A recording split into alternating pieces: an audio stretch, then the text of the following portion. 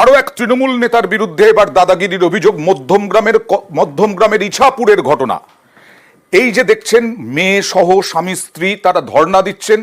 অভিযোগ যে পাট্টার জমি যা গরিব গুর্বদের জন্য দেয় রাজ্য সরকার, সেই পাট্টা জমি দখল করে ফেলেছেন এক তৃণমূল নেতা। প্রতিবাদে ডিএম অফিসের, জেলা শাসকের অফিসের সামনে ধর্ণা। কথা বলবো প্রতিনিধি জিয়াউলের সঙ্গে। কতটা জমি, তৃণমূল নেতার বিরুদ্ধে কি অভিযোগ?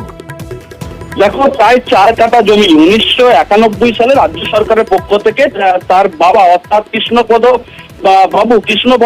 তিনি এই জমি পাট্টা পান সরকারের কাছ থেকে।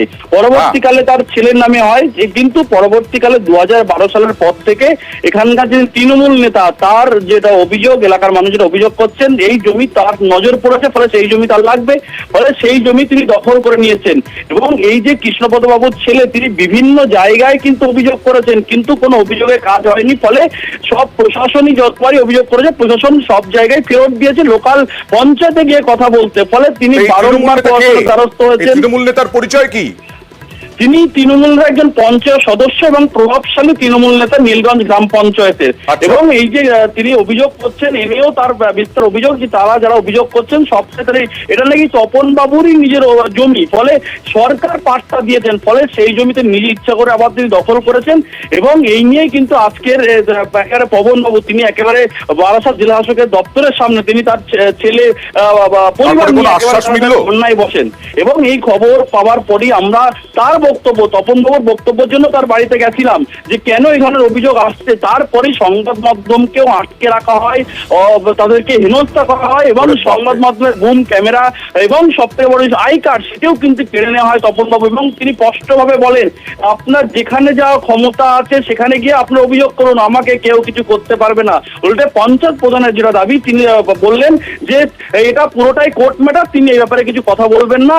ইতিমধ্যেই তিনি দল উদ্ধতর কর্তৃপক্ষ এত বড় সাহস যে বলছেন যে তাকে কেউ কিছু করতে পারবে না, আই কার্ডও কেড়ে নিয়েছিলেন। ওরে বাবা! দেখুক শাসক দলের নেতৃত্ব অন্তত এই বিষয়টি নিশ্চয়ই নজরে আনবে। তপন কুমার মল্লিক, ইছাপুর গ্রাম পঞ্চায়েতের অঞ্চলের মেম্বার, আর এর সঙ্গে প্রধান জড়িত আছে নরেন্দ্রনাথ দত্ত ও ডাক নাম হচ্ছে শানু দত্ত। আমি সমস্ত জায়গায় জানিয়েছি, সব কাগজপত্র আমার কাছে আছে, কিন্তু আমার জনবল নেই, অর্থবল নেই, আমাকে কেউ দেখেও না।